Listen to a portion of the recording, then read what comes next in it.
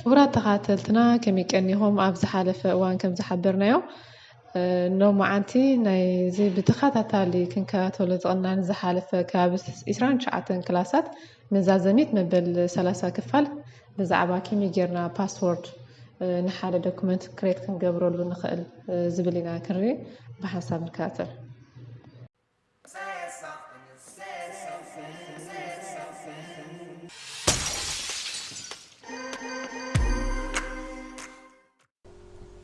ናይ ሎሚ ትምህርትና ብዛዕባ ከመይ ጌርና ኣብ ማይክሮሶፍት ወርድ ዝተፅሓፈ ዶክመንት ፓስወርድ ክሬት ጌርና ነቲ ናትና ዶክመንት ሰኪር ክኸውነልና ይኽእል ዝብል ኢና ክንርኢ።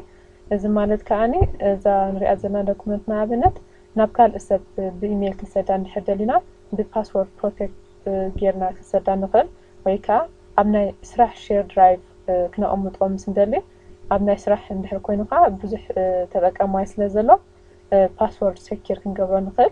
ነታ ናይታ ዶክመንት ፓስወርድ ዘለዎ ሰብ ጥራይ ከዓ ከፊቱ ክሪኣ ወይ ኤዲት ክገብራ ይኽእል ማለት እዩ።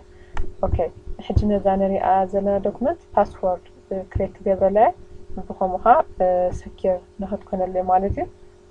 ኦኬ ኣብዚ መጀመርታ ፋይል ኢልና ከምዚ ንሪኦ ዘለና ኣብዚ ፕሮቴክት ዶክመንት ዝብል ኣለና ኦፕሽን። እዚ ከዓ እዛ ቀዳሚት ንሪኣ ዘለና ማርክ ኣስ ኤ ፋይናል ትብል ዘላ እቲ ከንብብ ዝኽእል ሰብ ንኸንብብ እምበር ንኽድምስስ ወይ ዝኾነ ክውስኽ ኤዲት ክገብር ኣይፍቅደሉን ትብል ኦፕሽን ኣላትና ኣብዚ። ንሕና ግን ነዛ ኢንክሪፕት ዊዝ ፓስወርድ ክብልና ደሊና ዘለና ማለት እዩ።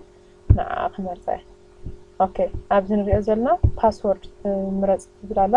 ኣብዚ ሕጂ ፓስወርድ ክመርፅ እየ። እንታይ ከም ዝተፅሓፈ ኣይንሪእና ዘለና። ኦኬ ምስ በልኳ ግን ካልኣይ ግዜ መረጋገፂ ንክፅሕፍ ትሓተንላ ማለት እዩ። ካልኣይ ግዜ ሃነታ ፓስወርድ ይፅሕፍ ኣለኹ። ኦኬ ምስ በልኳ ከምዚ ንሪኦ ዘለና ኣብዚ ለውጢ እታ ፕሮቴክት ከም ዝኾነት ኣብዚ ትሕብረንላ ማለት እዩ። እታ ናተይ ዶክመንት ብፓስወርድ ሎክ ኮይና ከም ዘላ ከዓ ፈሊጥ ኣለኹ ማለት እዩ።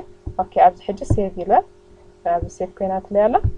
ቀፂለ እውን ክሎዝ ዝብል ኦፕሽን ኣለኒ። ኣብዚ ክሎዝ ገይረ ኣለኹ ማለት እዩ። ሕጂ ከም ብሓድሽ ክኸፍታ እየ ማለት እዩ።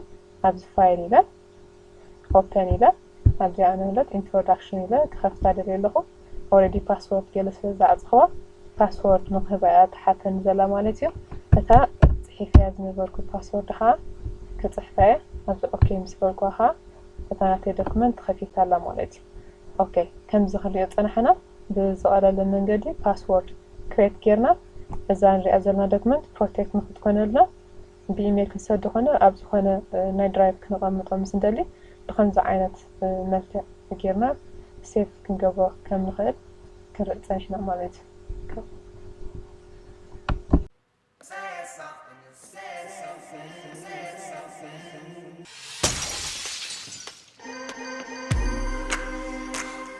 ክቡራት ተኸታተልቲ መደብ ኤቢቲ ቻነል ንሎማዓንቲ ዘዳለናዮ ብኸመይ ኣብ ማይክሮሶፍት ወርድ ኣቲኻ ሓገዝ እትሓትት ዝብል ነዚ ዝረኣናዮ ድመስል ነይሩ።